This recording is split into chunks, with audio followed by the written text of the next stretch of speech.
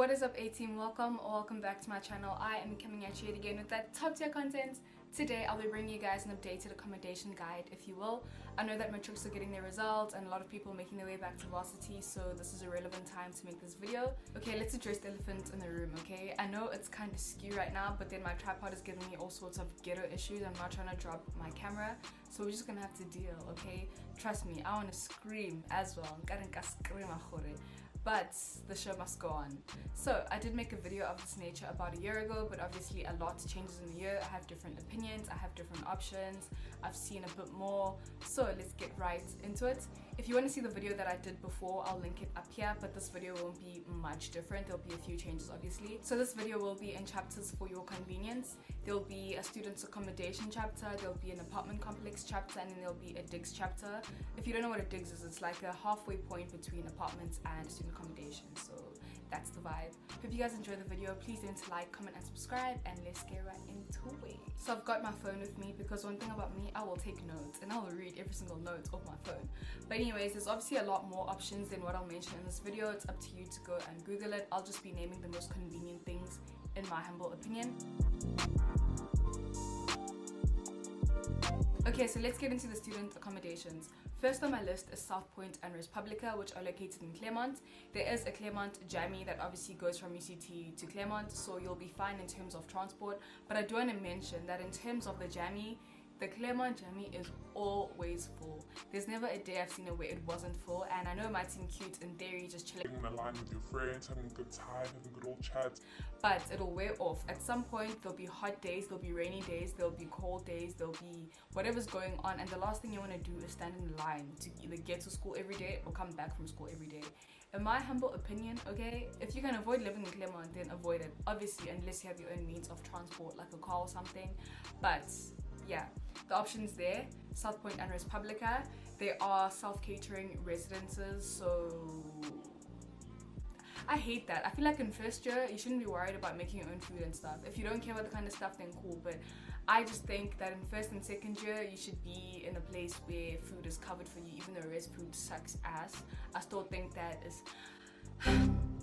you guys can tell I have a bit of bias when it comes to living in Claremont in general, because I don't see a W in terms of these residences just because they're far from school, the Jammy's always full, it's self-catering, like I don't see a plus, okay? And both of these are located on main roads, there's always noise. But obviously if you have no other options, or you like the hustle and bustle, you like standing in lines, if you like all of that, lacking for yourself, then of course you can go for it. I just personally, yeah, no.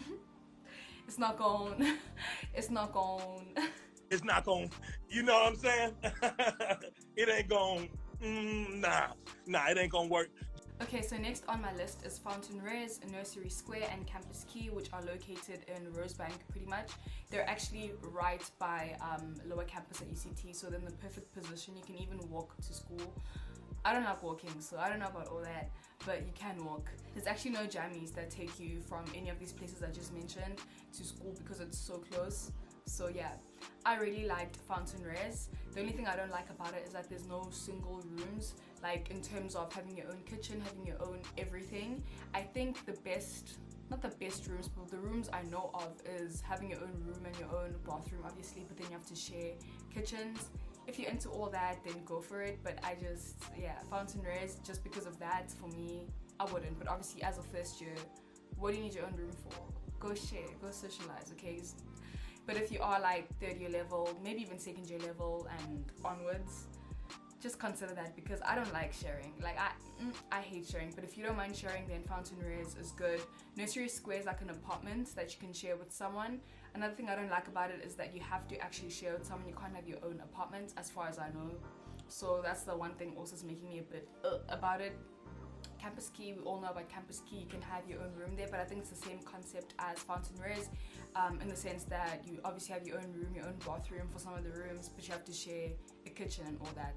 But I really like these three in particular because they're more modern. They look really modern, they have modern finishes. If you look at the pictures, I will insert pictures for you guys. They look really modern inside. My eye. Oh, not me wiping my eyebrow off, child. Okay, so the security at Fountain Reyes and Campus K in particular is really secure. Let me not say really secure, but it's secure enough. I think it's biometric access, which is always great. So yeah, if you want to live really close to CT, walking distance really, then you should consider Fountain Reyes, Nursery Square, or Campus Key. There are also 2 Campus Keys, by the way. There's one in Rosebank and then one in Observatory. The one in Observatory is really, really close to a jammy stop. It's actually close to CT Res, so you don't have to walk. But if you can live at the one in Rosebank, then you're gonna have to walk because it's actually ridiculously close to campus. Okay, so the last 2 on my list for student accoms is My Domain and The Nest. Let's start with My Domain. For My Domain, there are 3, if I'm not mistaken. There's one in Weinberg, one in Salt River, and one in Observatory. The one in Observatory, in terms of aesthetics, is the best looking. I would actually love to live there, but I'm just not into student accoms. Genuinely, I'm just not. I had enough at Res. But if you are looking for a really aesthetic, really cute, really modern finish, My Domain Observatory is the one. Salt River one, my friend lives there. It's actually really good as well.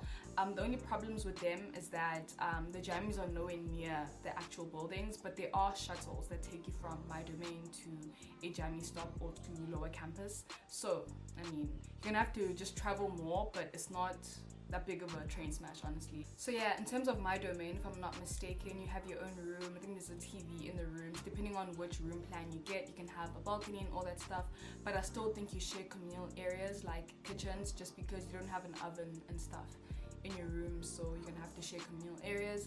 I think the baseline of these student accoms is that you're gonna have to share some communal areas, and I don't know if you guys are okay with that, but if you're not into sharing, then just don't do it. Don't do it. Don't do it. Don't do it. Don't do it. But anyway, let's get into The Nest. The Nest is in Mowbray, if I'm not mistaken. I can't really comment on it much because I've never lived there and I don't know anyone who lives there. But it's really close to the Leesbeek Jammies. You just walk down the road. I personally wouldn't recommend The Nest just because it's in a really, I wouldn't say dingy area, but it's in a dingy area. I mean, during the day, you'll be fine. But at night, let's say coming back from a night out or whatever the case is, or you're coming back from late studying, I don't know if you're going to want to do that walk just up to The Nest from the Leesbeek stop. So it's up to you, but The Nest is always an option, and yeah. So let's get into the pros and cons of living in any of these student accoms that I've named. The pros, obviously, is that everything is included in the rent, or at least for most of them. Electricity, Wi-Fi, all that stuff is in your rent, so you just pay once off, which is really, really convenient and ends up being really cheap because, not really cheap, but ends up being cheaper than living in an apartment complex. Because, child, I don't know how much money I spent on electricity in my last apartment, so there's just that. If you want something quick and easy, all the utilities are just, you know, bunched up with the rent. Another pro is that there's hustle and bustle. There's obviously a lot of movements, a lot of students, a lot of friends to make, a lot of parties to go to, a lot of just things to do. Obviously, that's really nice if you're a sociable person, you just want to have fun and you want to hang out. But if you're a person that just likes to be to themselves and you don't like noise and you don't like issues and problems and screaming and parties and all that, then obviously it's going to be a con for you, which actually segues into the cons. The cons of student accommodations is that there's a lot of students, and that can be good in as much as it can be bad. So just keep that in mind. Obviously, students make noise, students play music, students do all sorts of things, students smoke in their rooms, students drink in their rooms. There's a lot of commotion, so that is a con in my opinion, because when it's time to study, it's time to study. Like, it can be fun, sharp, but when it's actually time to graft, it's time to graft. And at student accoms, some of them don't actually like regulate the noise. I know some of them do, but most of them, let's just keep it a buck, don't. So it's actually up to you if you're gonna take that gamble as to whether you'll have a conducive working environment or not. And this is the biggest con for me when it comes to student accoms. I hate sharing common spaces, because some of them you'll have your own bathroom shut, but some of them you won't have your own bathroom. It's just a room, and then you're gonna have to go use communal bathrooms, communal showers, communal kitchens. What's that? Something sounds like it's bouncing on my roof, and then you're right. But anyways, if you don't like sharing communal spaces like bathrooms, kitchens, and all that, then student accommodations are probably not gonna be the one for you, like the correct fit. Okay, listen, I think that if you're in first year or going into your second year, then student accoms are actually the best option for you, because there's a lot of people that relate to what you're going through. Maybe they're new to university or all that. But if you're third year level upwards, I'm literally fifth year level. Oh my gosh, I feel like a baby. Why am I in 5th year? But anyways, if you're at like 5th year level like me, the last thing I want is to share communal spaces, or the last thing I want is to have noise around me. I don't like noise in general actually. So if you're like me, even if you're in 1st year, then don't go for students or comp. But if you don't mind any of these cons, then baby girl or baby boy, go for it. Okay, now let's go into apartment complexes for those of you that are wanting something a little bit more mature, a little bit more grown up, and just let's get into that. So there are a few apartment complexes that I've written down that are in close proximity to UCT. Some are in Claremont, some are in Rosebank, and some are in OBS. As you guys have realized, those are the 3 like little suburbs that are closest to UCT, which is why I'm actually like honing in on them the most. Obviously you guys can go a bit further on either side, but I just am naming those 3 and places in those 3 because it's more convenient for you as a student and in terms of the jammy and all that. So let's do it. So the first is the Beaumont. It's in Claremont. You guys know my issue with Claremont. The jammy stop is just always occupied. The jammy is always full. So if you do have your own means of transport, if you don't mind standing in jammy lines or standing in jammies or having to wait to get into a jammy, then of course you can live at the Beaumont. There's Rondebosch Oaks, there's the Rondebosch, there's Ops Court, there's Ops Junction, there's the Winchester, the Paragon, and then there's Metropolis. It's a luxury student accommodation, and I actually almost lived there while looking for my apartment for this year, but then I realized the rent was like almost 10,000 rand, and I'm just like, okay. But in the Metropolis's defense, the 10k was inclusive of everything, so all the utilities and Wi-Fi and all that, but I'm just not I just don't know about paying 10,000 rand for a room that's like not that big. I just don't know about all that. So yeah, those are all the apartment complexes, and I'm sure I've inserted photos for you guys. But the thing with the apartment complexes is that, first of all, real estate in Cape Town is very disgustingly overpriced. So just be ready to spend over like 7.5, honestly. And when looking for apartments, please try get an apartment that is inclusive of all, if not most, of the utilities, so Wi-Fi, water, electricity. They're very hard to find, but if you can't find one that's inclusive of all the utilities, please try find one that's at least inclusive of water, because you will pay. Because it seems reasonable to be like, okay, this apartment is 6.5, yeah, that's like affordable, but then you realize when you get there that you have to pay for your own Wi-Fi, your own water, your own electricity, and then you're gonna end up at 8,000, like 8.5 anyways. So just be very wary of that. I'm not even gonna hold you guys. Living in an apartment complex, either the ones I've mentioned or maybe another one you might find, is bomb, okay? It's very tranquil, very serene, very just tops. What I like the best is that there's no res rules. There's no sign-in time, there's no sign-out time, there's no like monitoring of your guests. You can basically do what you want, and that's bomb, but you pay. I think that's the bottom line, is that if you're gonna live in apartments in Cape Town, especially around the city vicinity, you're gonna pay. Like, you're gonna pay a lot of money for it. And in my humble opinion, real estate in Cape Town is just very, very, very expensive and overpriced and just not worth it, because you're out there paying like 9,000 for like a box, for like a jail cell basically. But I think that's the price to pay if you want your own freedom that much. Now that we're there, let's just segue into the pros and cons of apartment complexes. Obviously the pros, the freedom.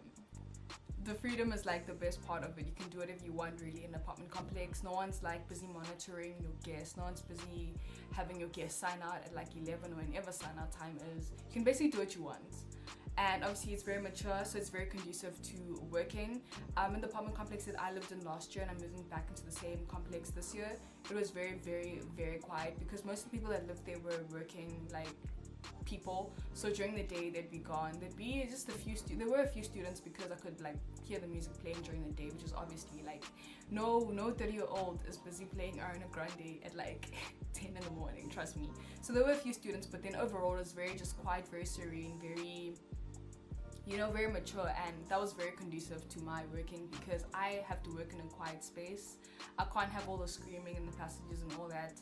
So that's what I love about living in an apartment complex. Very conducive to your working environment. Let's actually keep it a buck. There's very few students in apartment complexes. Obviously there are some students there, but there are very few, which means less noise.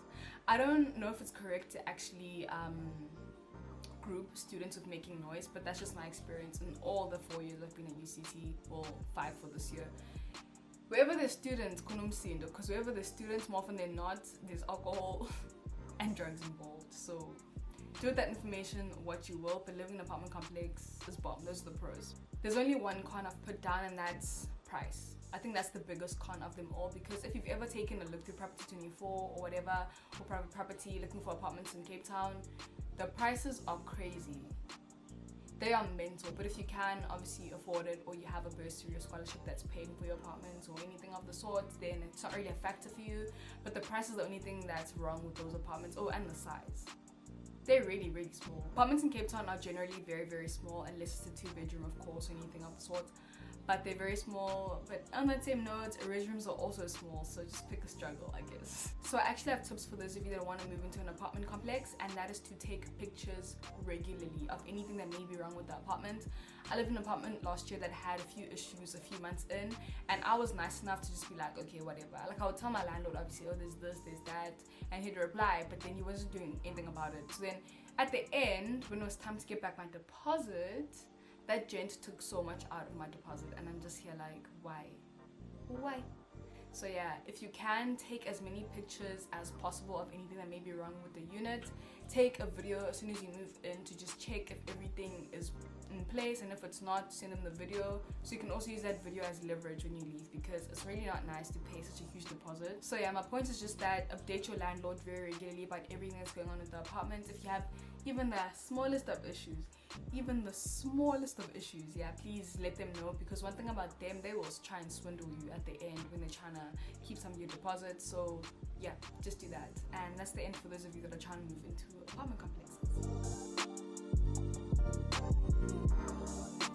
Okay, so the next chapter is digs, or like sharing units. For those of you that don't know what digs are like houses that are owned by people, and then they just rent it out to students. Digs can range from like 4 students in a house to like even 16 or 17, depending on how big the digs is. So yeah, so obviously digs are like the halfway point between student accoms and apartment complexes, in the sense that people stay interrupting my videos. My friend SK is calling. What's up, Skillshare? This video is proudly sponsored by Skillshare. Skillshare is an online learning community where you can explore new hobbies and immerse yourself in creativity. Skillshare offers thousands of stimulating classes that pertain to anything and everything. The year just started, and so I'm looking for positive ways to improve my life and become the girl of my dreams. So I took a class by Britton D on how to manifest your dream life through journaling. Britton is a certified health practitioner and yoga instructor, so I was interested to know more about how to manifest the life I deserve, rather than sitting back and watching life just breeze past.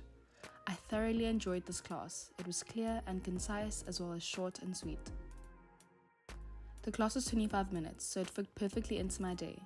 Classes on Skillshare are designed to fit your personal schedule and skill level. Most of the classes are under an hour, and members get unlimited access to their desired classes, as well as informative feedback from a community of millions. So, if you've been looking for a chance to finally explore a new hobby or intensify your creativity in your spare time, this is it. The first 1,000 people to click the link in my description box will get a 1-month free trial of Skillshare Premium, so you can start tapping into your creativity and hobbies today. A massive thank you to Skillshare for sponsoring this video. So as I was saying, digs are like a midway point between student accoms and apartment complexes, in the sense that there's not really many res rules, which is congruent to apartment complexes, but there's also a lot of students, so i.e. a lot of noise, a lot of sharing communal areas, blah blah blah, just like you'd find in a student accom. So in terms of finding a digs, you can find them literally everywhere. It's a specific website you can go to called Digs Connect, not sponsored, and just check out what works for you. You can also find them on normal like housing websites like Private Property, Property 24 and all that.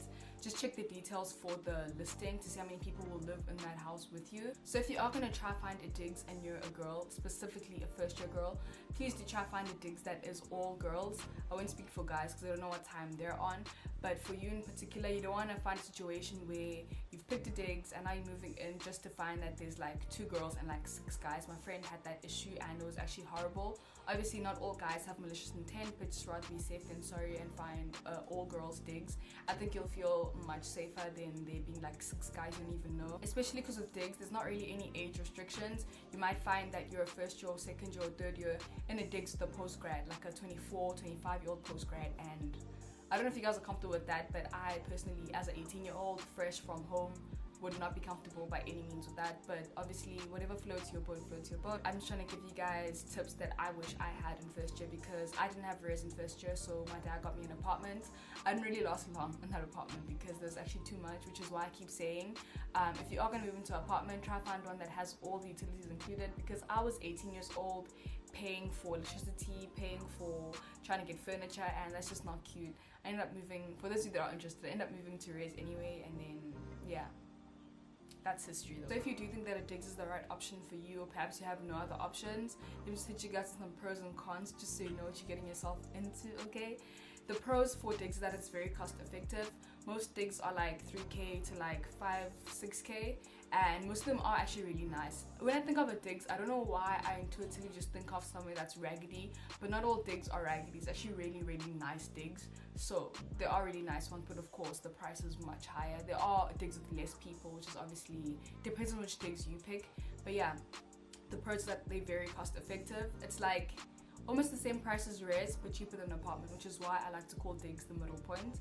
And also, there's no res rules, which is another pro. There's no like, oh, you can't get a person in here after this time, you can't do this and that. I know some of them might have those rules, don't take my word for it. Some digs obviously have their rules because there's different owners, but the ones I've experienced, because I do have friends that have lived in digs, didn't have restrictions really, so I think that's pretty good. Also, there's nothing wrong with res rules. I feel like I'm here being anti-res rules, but I think it's just my age. I am 22 years old. I've been at UCT for like the last 4 years, and I've had enough of res. I was in res in first and second year, a little bit of third year because obviously Corona hit. But I'm just tired of res rules, guys. I'm grown. I have no time to be signing in gears. I have no time to be hiding my alcohol or doing this, that, and third. So that's why I'm anti-res rules. But if you are a person that likes structure, then maybe res rules or something like you'd like. But it's not for me, girl. It's not for me. But yeah, just to sum it up, the pros of living at digs is that it's very cost effective and there's no res rules, for most of them at least. And then the cons, obviously, it's the same cons as student accoms. There's very little privacy. Very, very little privacy. Listen, in theory, you're obviously sharing a house with like 5 or 6 or 7, even 8 other students, so you have to share things like bathrooms, have to share things like kitchens, have to share things like living rooms, and it may be a little invasive when you bring like your friends over, because now what if your roommates have like their friends over? Now it's just a fuckfest. So I don't know, I just don't like the no privacy thing and the sharing thing. You guys know this by now. You guys have kind of ascertained my stance when it comes to these things. But obviously, you're your own person. If you do like sharing, if you do like res rules, if you do like noise, then go for it and just take this video for what it is. I said it's literally 14:18. I have been talking. But anyway, so if you guys enjoyed this video, I hope it was insightful. I hope you guys learned a little bit of something, because I know most people are moving back to Cape Town for school, or maybe in first year, so you're moving to Cape Town like in general. So I hope this video did give you guys a bit of insight as to what you can do, what your options are. If you have any additional questions, please feel free to DM me on Instagram. I won't lie, I don't reply like on time, but I'll try and get to any question you may have.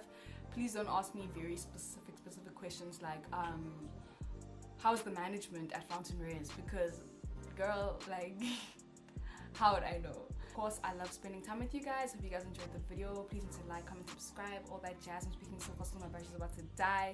I love you guys. I'll check you guys very, very soon in my next video. Bye.